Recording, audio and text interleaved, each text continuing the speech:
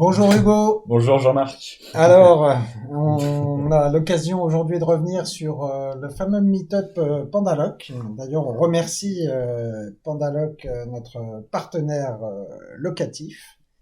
Donc, meet-up qui avait eu lieu le 8 mars 2022.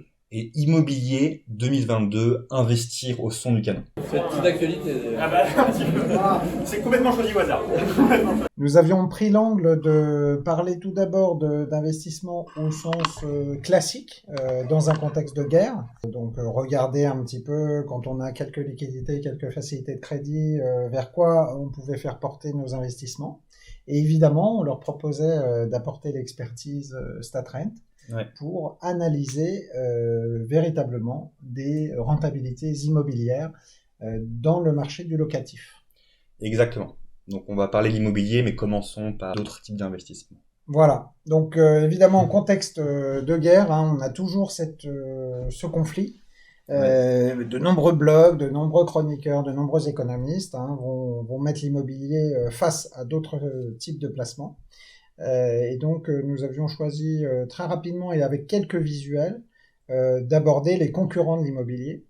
Donc il y a les concurrents très très classiques, évidemment la bourse, qui est aussi un investissement de long terme malgré les fluctuations qui génèrent toujours du profit. On avait l'or qui est la valeur refuge par excellence, et on verra que les cours effectivement au début de la guerre se sont encore une fois envolés comme au début de chaque conflit.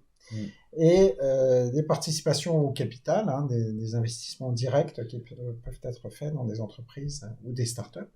Il y a même d'autres options. Qu'on connaît que l'investissement au capital, ça peut être très, très, très stable, très sûr, comme très risqué, suivant le type d'entreprise qu'on choisit. Absolument. Ayant pas de risqué, il n'y a rien de plus risqué que le Bitcoin. Donc on va aussi parler d'autres types d'investissements un peu plus exotiques. Et plus propres à ta génération, en plus. Exactement. On avait évoqué aussi quelque chose d'assez traditionnel, les surfaces agricoles. On avait déjà parlé, je me souviens, de la pomme de terre et du blé. L'Ukraine étant un grand réservoir de production à l'échelle du continent eurasiatique sur ces productions-là. Et la crise, on le voit déjà dans l'augmentation des prix, l'huile, certaines denrées, les prix s'envolent déjà. Il y avait la menace de l'eau également, qui n'est pas forcément un support d'investissement qui vient spontanément en tête, mais qui est un enjeu majeur. Et puis il y a des secteurs que l'on voit depuis quelques années qui prennent énormément de valeur. On l'a vu pendant la période Covid avec le quoi qu'il en coûte, le secteur de la santé, évidemment. On le voit régulièrement avec le secteur de l'éducation à l'échelle mondiale. Et on le voit aussi sur le marché de la dépendance, de la vieillesse, les seniors, les maisons de retraite. Entre-temps, sont arrivées évidemment les différentes informations sur différents réseaux d'EHPAD, d'établissements spécialisés pour traiter la dépendance, véritable boîte à profit, et également la surveillance et la sécurité. On aurait même pu ajouter, on ne se l'est pas permis à l'époque, mais des milices, des armées privées, des groupes de mercenaires. La milice Wagner, malheureusement très connue. Malheureusement connue sur les terrains d'opération en Afrique et en Ukraine. Et effectivement, ça fait partie de secteurs qui ont été identifiés comme un très fort enjeu et donc un très fort niveau de profitabilité. L'or, évidemment, on diffuse un petit visuel. Ici, on a le cours de l'once d'or, donc 38 grammes d'or depuis 1970. Ce que l'on voit avec ces moyennes mensuelles qui ont été portées sur le graphique, c'est qu'en rouge, on a l'once d'or en dollars courants, et en bleu, on se retrouve avec l'once d'or évaluée en dollars de 2021. Donc ça nous permet de voir qu'on a des fluctuations par rapport au monétaire qui sont assez fortes, et surtout, dès que l'on commence, on voit sur certaines grandes crises, crise des années 80, crise des années 2013-2008, on a évidemment, et puis crise actuelle, on a un refuge, c'est-à-dire qu'on a un déport très vraisemblablement d'un certain nombre d'actifs boursiers vers cette valeur refuge qui est l'or, dont le commun des mortels pense qu'elle reste une référence malgré la fin des accords de Bretton Woods, malgré l'indexation de l'ensemble de l'économie sur le dollar depuis déjà une cinquantaine d'années, que ça reste une référence et un abri pour les temps difficiles. Ouais. Et ce graphique met en avant qu'en dollars de 2021, en fait, l'or avait la même valeur en 1980 qu'aujourd'hui. Donc, il n'y a pas eu une évolution, il n'y a pas eu une évolution de la valeur de l'or réelle. Exact. Alors sur la bourse, évidemment, la bourse, elle fluctue, bien évidemment. Alors ce qu'on dit très souvent, c'est que sur le long terme, on s'y retrouve toujours. Si on a un horizon à 30 ans, à 40 ans, à 50 ans, si on a une vingtaine d'années, et que l'on veut préparer sa retraite, normalement, si on part avec un certain portefeuille boursier, on arrivera quand même à garder quelque chose. Il faut simplement, sur la quarantaine, la cinquantaine, la soixantaine, réduire un petit peu la part de bourse que l'on a dans son portefeuille, partir un peu plus sur de l'obligation, des supports un peu plus sûrs, même s'ils ont une profitabilité réduite, et même s'ils ont des espérances de gains bien inférieures à celles de la bourse. Mais donc sur le long terme, ça reste aussi une possibilité. Et pour cet aspect-là, c'est très souvent des portefeuilles de valeurs que l'on oppose à l'immobilier. L'immobilier aussi a connu ses fluctuations, ses hauts et ses bas, beaucoup moins évidemment depuis une vingtaine d'années. On est en croissance constante dans beaucoup de grandes villes de France. Et évidemment, la bourse qui connaît plus de variations sur le temps long.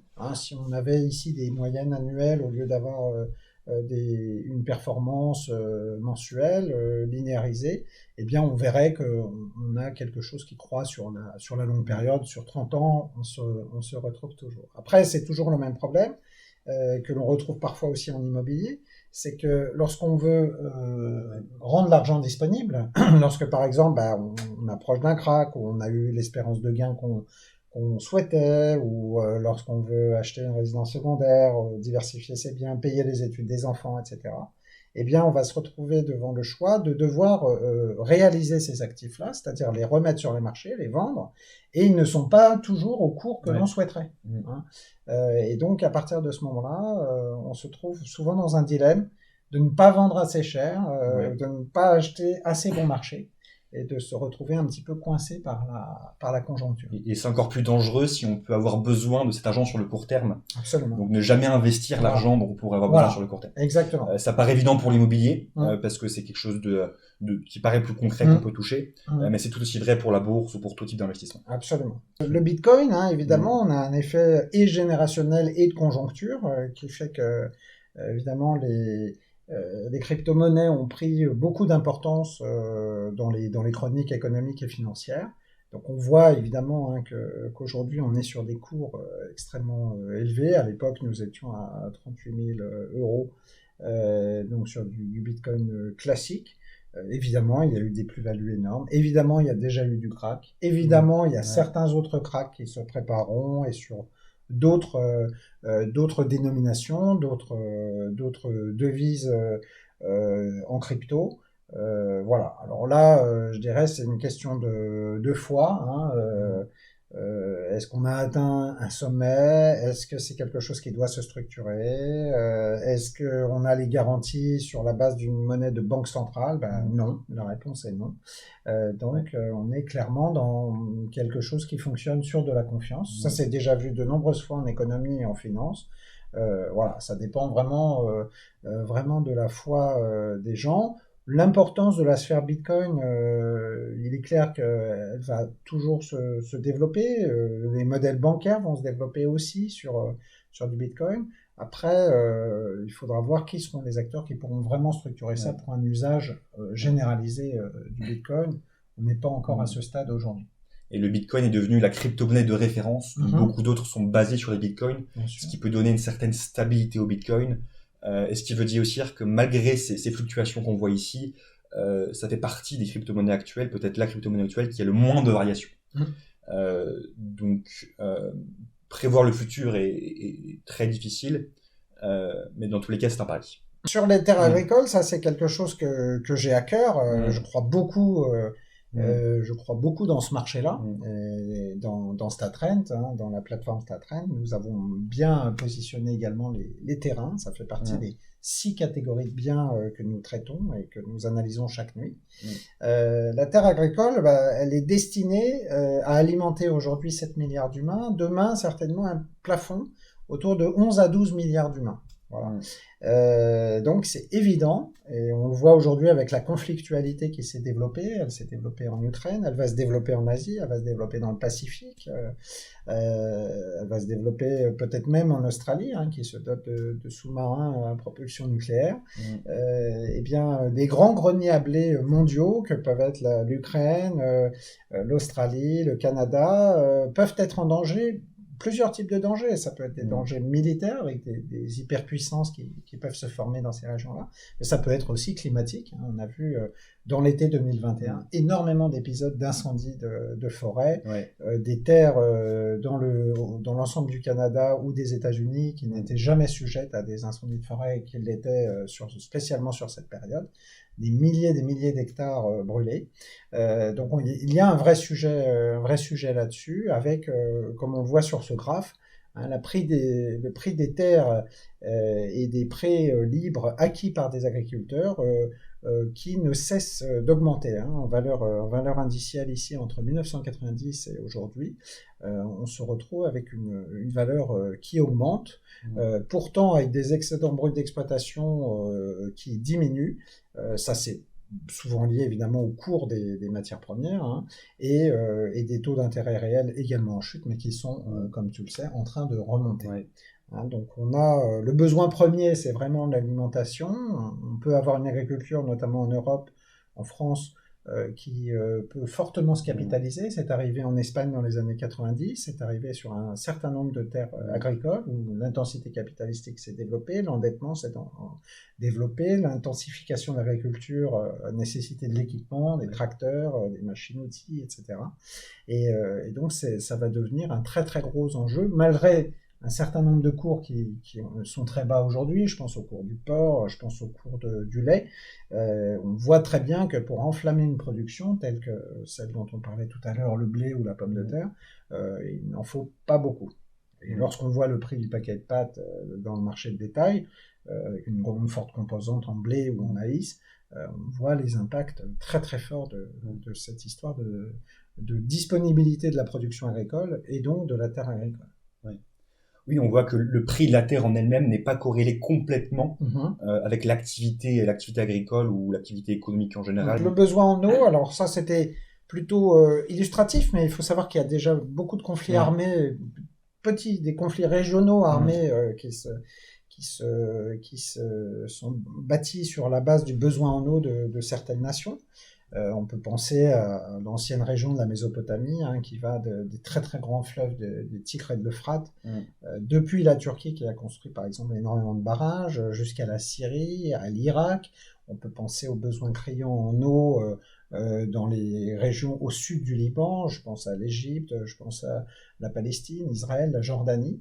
Voilà, où on a des très très gros besoins en eau, et un petit pays fortement convoité, le Liban, qui lui possède des altitudes qui permettent d'avoir de l'eau de montagne et de l'eau potable, qui est quasiment le seul pays qui en possède. Je pense aussi au Tadjikistan, qui a la moitié des réserves de l'Asie centrale en eau, grâce aux chaînes du Pamir, et qui est capable de bloquer l'accès en eau à pas mal de pays de l'ex-Union soviétique. Je pense notamment à l'Ouzbékistan et à la Kirghizie.